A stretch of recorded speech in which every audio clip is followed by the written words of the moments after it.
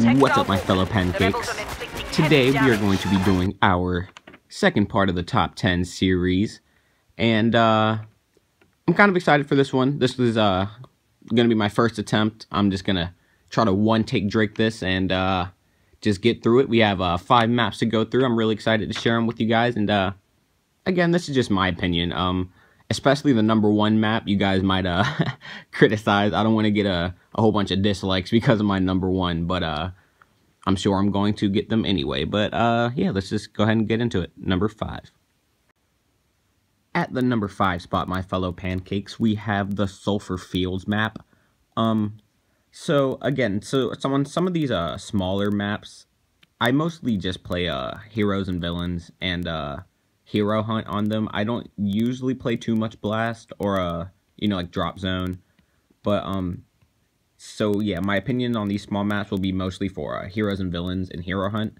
But the first thing about this map is that it looks different, and that's not really a big thing, but compared to like Endor and some of the brighter maps, it's just a darker tone, and it's not good to have too much of that, but there's not too much of that in this game, so it just makes it look a little different. And there's high grounds and low grounds on this map. The rebels obviously get the high point at first, kind of. The Empire can go to the left, and they kind of have a ledge also, but usually the rebels will be up top.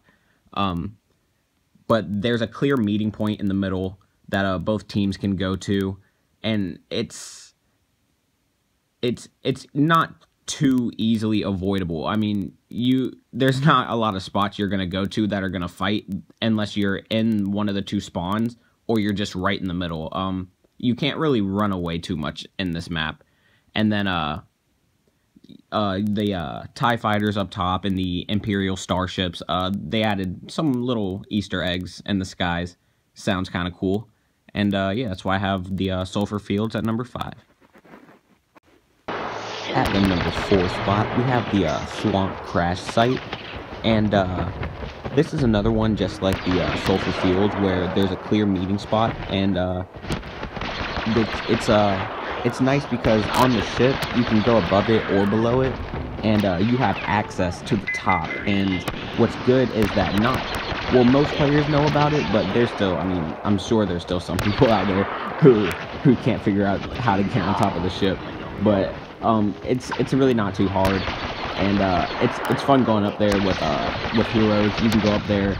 It's fun going up there with different heroes that aren't, Palpatine and Boba Fett, who can get on top of things easier. But going up there with like Greedo and Han, it makes for some interesting situations when you're up top and you're the only hero up there. It's not too big of a map. It kind of forces the action. It's really cool. What I like is that if you kind of notice, the Empire is OP. If you're a good player and you're playing against good players, or if you're a noob and you're playing against noobs, or if you're a sweaty nerd and you're playing against sweaty nerds, then usually the Empire will find a way to come out on top, unless your Leia is just super OP, because they have more tanks, essentially. Boss can regenerate, and Dengar just eats bullets. Vader will, like, take your bullets and put them in a microwave and just devour them. So it's harder to kill them, as opposed to like Han and Lando and Leia, as where you can just kind of melt them. And so they allow the rebels, this map allows the rebels to kind of retreat in a way, and Pancake can put down his proxies, and it's just, and Chewbacca can go up top with his splash damage. I like that they give the rebels a way to kind of retreat, fall back just in case. And yeah, that's why I have the Swamp Crash site at number 4. Okay, guys, there was no way this one was getting left off the list. Okay, so number 3 is going to be Jakku. So the Jakku map was a really strong contender for number 1.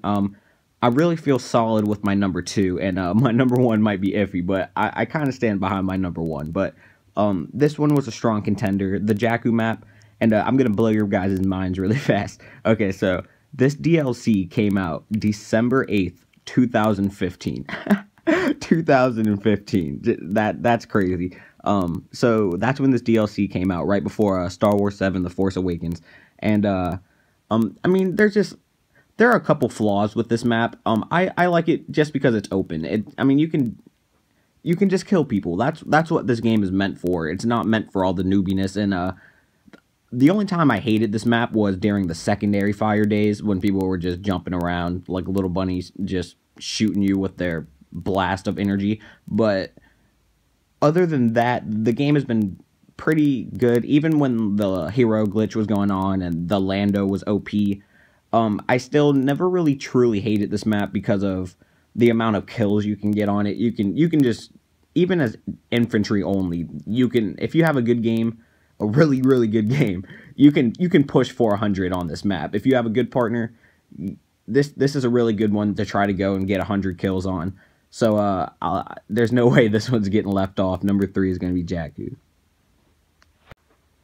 Okay, number 2, I just said I stand strongly behind it. The Administrator's Palace map on Bespin.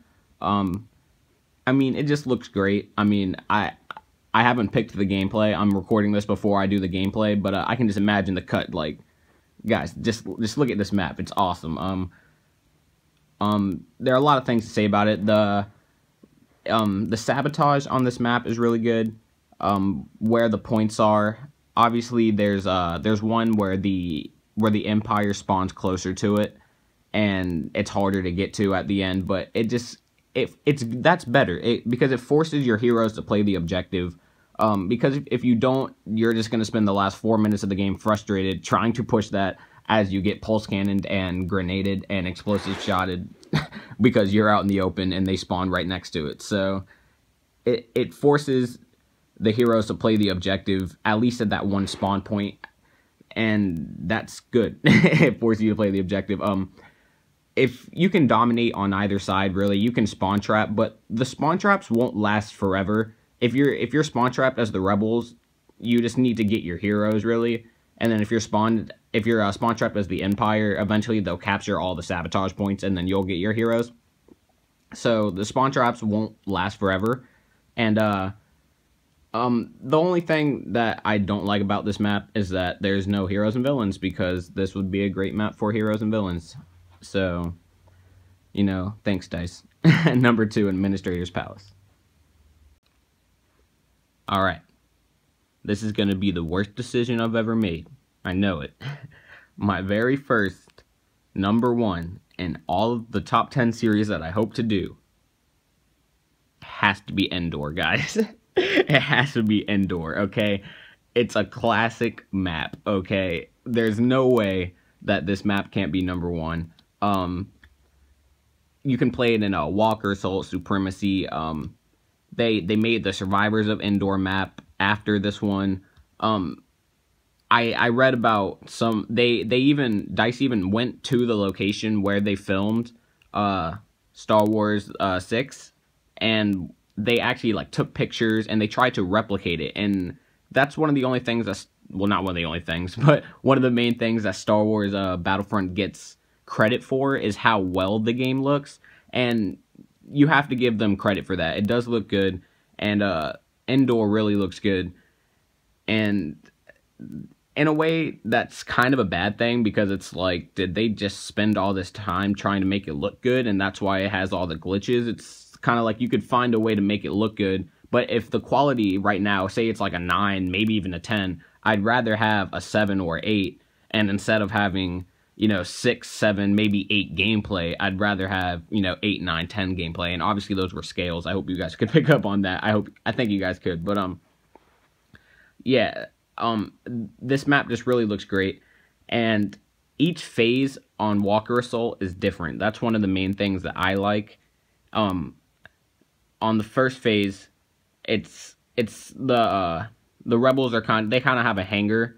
And, I mean, you can kind of get spawn trapped by AT-ATs in there, but there's also a spawn point outside, so it's not too bad. And then the second, yeah, there's all 3 different, with the second one having the trees up top, and then the third one with the 2 spread uplinks. It's just a really good map. There's no way Endor wasn't going to be number 1. And, yeah.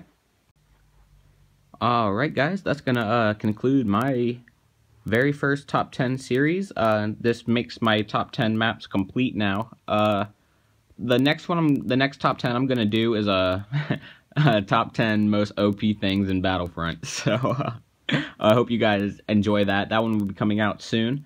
I hope you guys are enjoying the channel. We're on a road to 500 subs right now, and you guys are a whole bunch of loyal pancakes, and you guys are beast. And I hope none of you guys are sweaty nerds. You guys can be a little bit of noobs. I'm a noob here and there, but don't be a sweaty nerd, guys. And number one on my next list will probably be Bodyguard. Spoilers. I hope you guys enjoy the video. Please subscribe, like.